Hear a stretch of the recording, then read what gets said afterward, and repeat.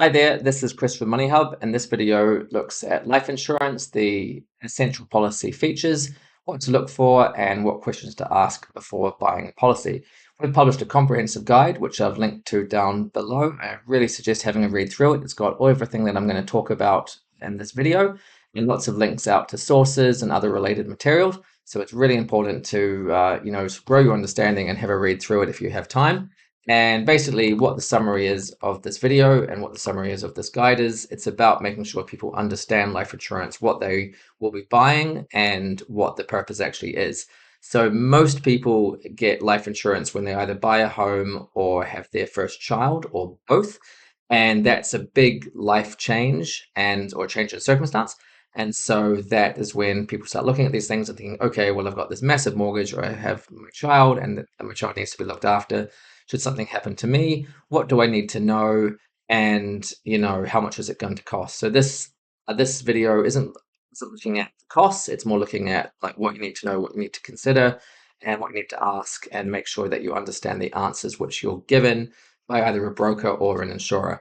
And the alternative to life insurance, just sort of keeping this up front, is going to be that your family becomes a burden to somebody else or the rest of your family or something like that, not to sound severe. But unless they have their own means, then it's a very precarious situation. So, and I say burden, I mean financial burden. It's hard enough in most circumstances to pay a mortgage with two incomes now, with rising interest rates, high cost of living. But being without one is permanently really, really problematic. So we just want to make sure people can talk about life insurance and really just grow their understanding of it. Many people would have to sell a home should one of the owners die, one of the partners die. That's a fact of life. And so if you're looking to take out a policy, then we just want you to consider a few things. So first up, I'm just going to go straight into life insurance must-have features in the policy. And the first thing that's really important is it's definitely going to be affordable premiums. That's really so important because when you buy insurance, you're buying it for the future, and you're making sure that you keep paying for it month after month or fortnight after fortnight, year after year, and that it becomes something that you're not having to compromise on. It's not being delayed. It's not pushed down the road if you can't make the payments. It's got to be affordable in the upfront. That may mean that if you want it, you have to take a lower policy payout. So that means the benefits would be lower. But at the same time, if you do want insurance or if you do need it, then that's one way to reduce the ongoing cost and make it affordable. Second thing is here, the insurance company should have a strong financial rating.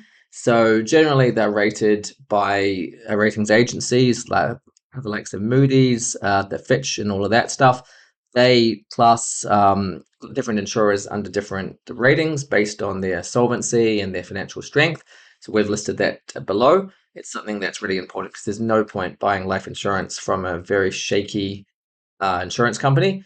If it goes bust, you've got no cover whatsoever, and it's rare that there's a bailout or anything like that. So just be aware. And it's also must know is really a clear annual increase policy.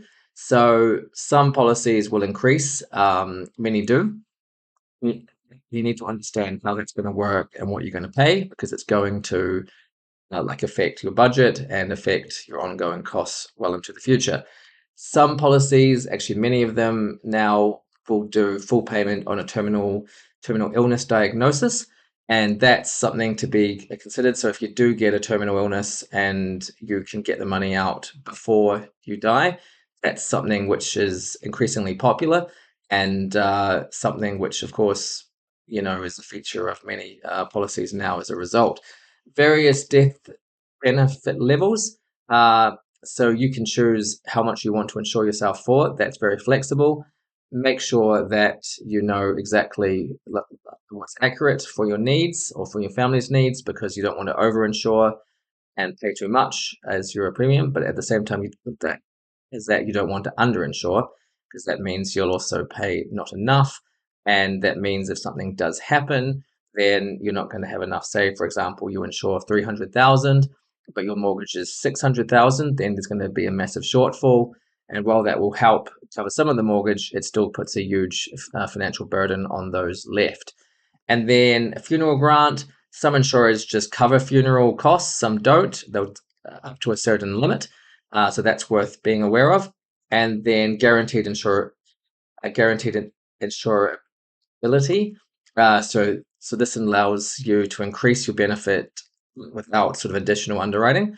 And this means if you wanted to increase your cover from, say, $500,000 to 750 to $1 million because you buy like a larger house, have a larger mortgage, get divorced, want to look after your children more or anything like that, then you want the ability to be able to adjust that without having to go through a whole new life insurance process and just get that added protection.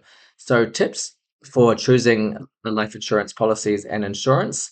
What we suggest here is so as I previously mentioned, financial stability is a massive, massive driver here.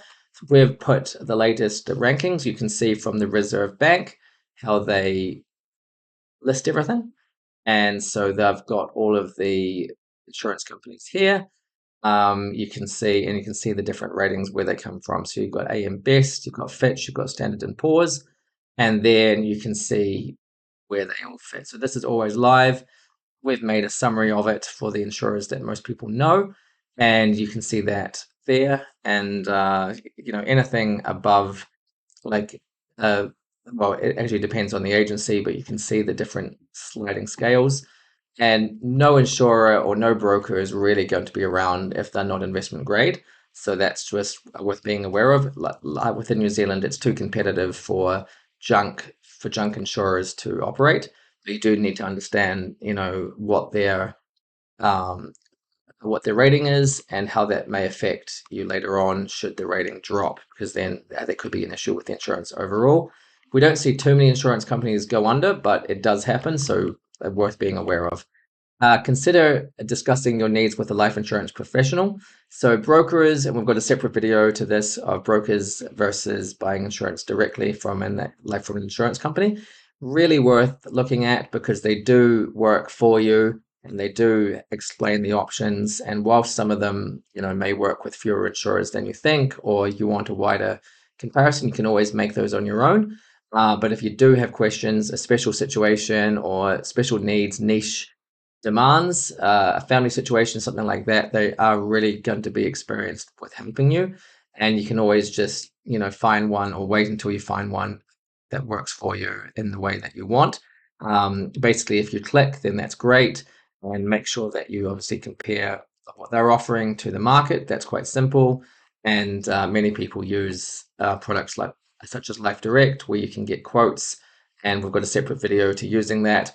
But that's just a way to kind of really understand. For example, you can change your coverage limit and just see, what you're paying for and what the benefits are. And basically, you can compare that quite quickly. There's usually around 5 or 6 different companies back to what you've been quoted by your life insurance company, or sorry, your life insurance broker. And at the same time, if you go directly with a life insurance company, it's good to compare back as well, so that you're comparing apples with apples and you know the market overall.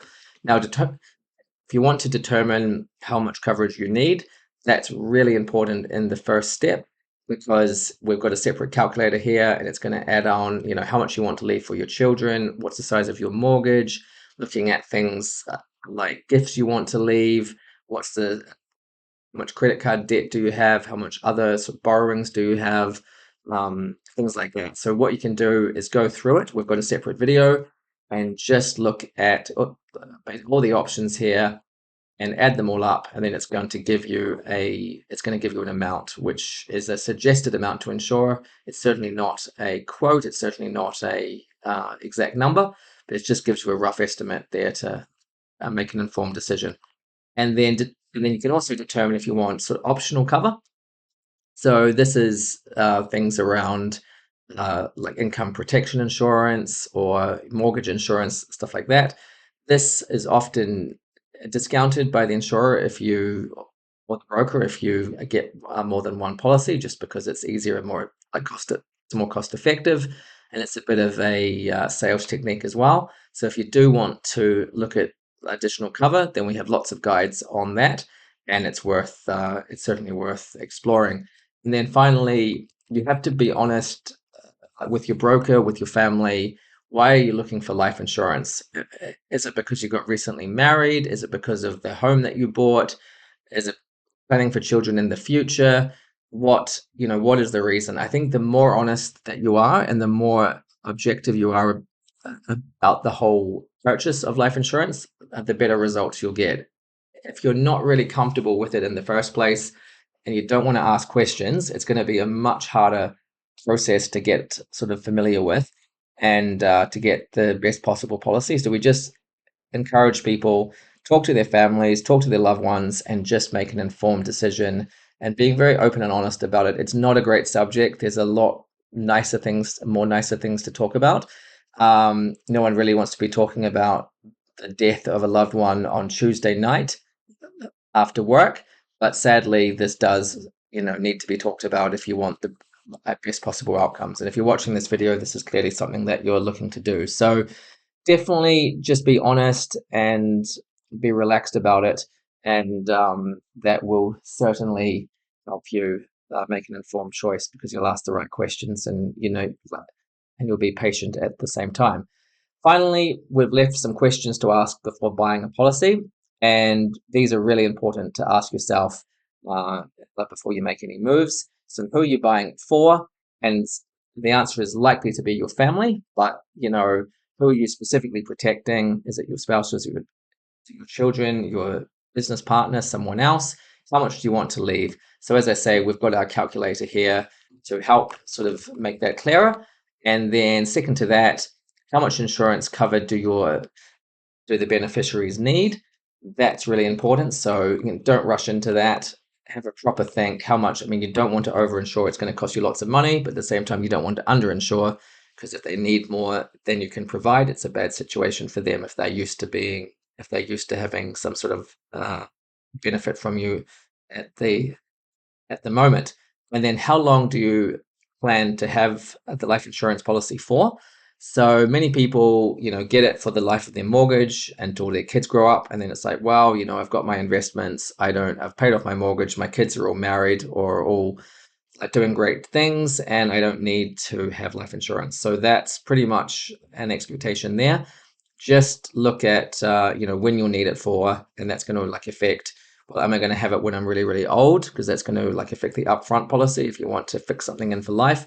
Or alternatively, you just want it for, say, 10 years while you're growing your family and, all things like that. So